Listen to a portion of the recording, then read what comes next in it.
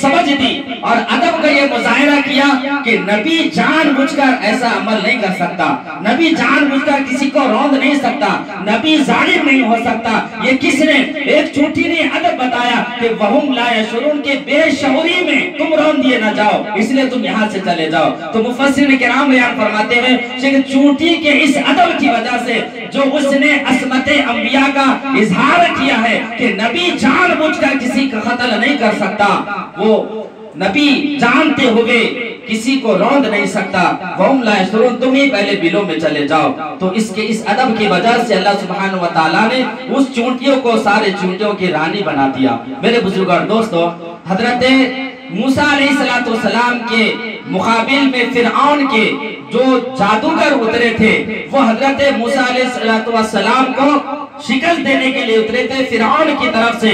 اب مقابلہ حضرت موسیٰ علیہ السلام سے ہے، وہ حضرت موسیٰ علیہ السلام کو شکست دینے کے لیے اترے تھے، لیکن آخر کیا ہوا کہ اسی میدان میں جو موسیٰ علیہ السلام کے حریف بن کر اترے تھے ان کو ایمان کی دولت مل گئی، وہ سب کے سب ایمان لے کر آ گئے۔ اور فرعون نے یہ بھی کہا کہ میرے اجازت دینے سے پہلے تم ایمان لائے میں تمہاری گردنیں کاٹ دوں گا، تمہارے ایک طرف کا ہاتھ ایک طرف کے پیر کاٹ دوں گا، تمہیں سولی پہ لٹکا دوں گا۔ تو سب نے کہا فَخْزِ مَا أَنْتَ قَاسِ، جو کرنا ہے تو کر لے، ہم تو موسیٰ پر ایمان لا چکے ہیں۔ تو عزیزان گرامی، مفسرین کرام یہ بیان فرماتے ہیں آخر معاملہ کیا ہے کہ اس میدان میں وہ حضرت موسیٰ علیہ السلام کو شکست دینے کے لیے اترے تھے، پھر آخر ایمان کی دولت نصیب کہاں سے ہو گئی؟ صرف اتنی وجہ سے کہ انہوں نے حضرت موسیٰ علیہ السلام سے ادب کا لحاظ کیا، کہا اِمَّا أَن تُلْقِيَ وَإِمَّا أَن نَّكُونَ نَحْنُ الْمُلْقِينَ، اے موسیٰ علیہ السلام آپ پہلے ڈالیں یا پھر ہم پہلے ڈالتے۔ یہ ادب کا اتنا لحاظ رکھنا تھا کہ اللہ سبحانہ وتعالیٰ نے ان کے کفر کے دلوں میں ایمان کی شمع کو روشن فرما دیا۔ تو جب ہوتا ہے تو ادب انسان کو بلند مقام تک لے جاتی ہے۔ ادب اگر ہوگا تو وہ کافر سے مسلمان بن جائے گا، اللہ ایمان کی دولت نصیب کر دے گا۔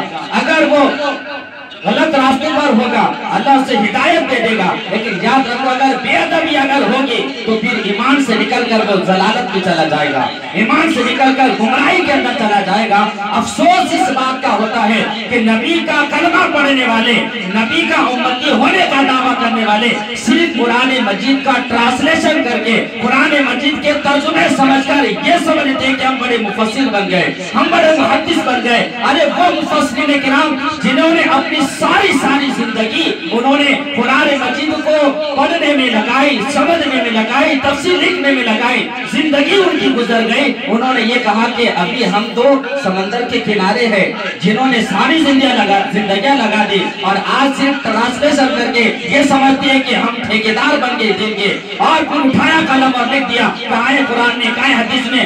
ارے کہاں ہے قرآن میں کہنے سے پہلے پورا قرآن اگر تو پڑھ لیتا تو تیرے زبان پر یہ الفاظ یہ نہیں آتے۔ اور آج ہم دیکھو کہ آپ پیپر میں آیا کہ قرآن میں کہا ہے، حدیث میں کہا ہے من گھڑت واقعات، کہاں ہے من گھڑت واقعات؟ کہاں پر ہے؟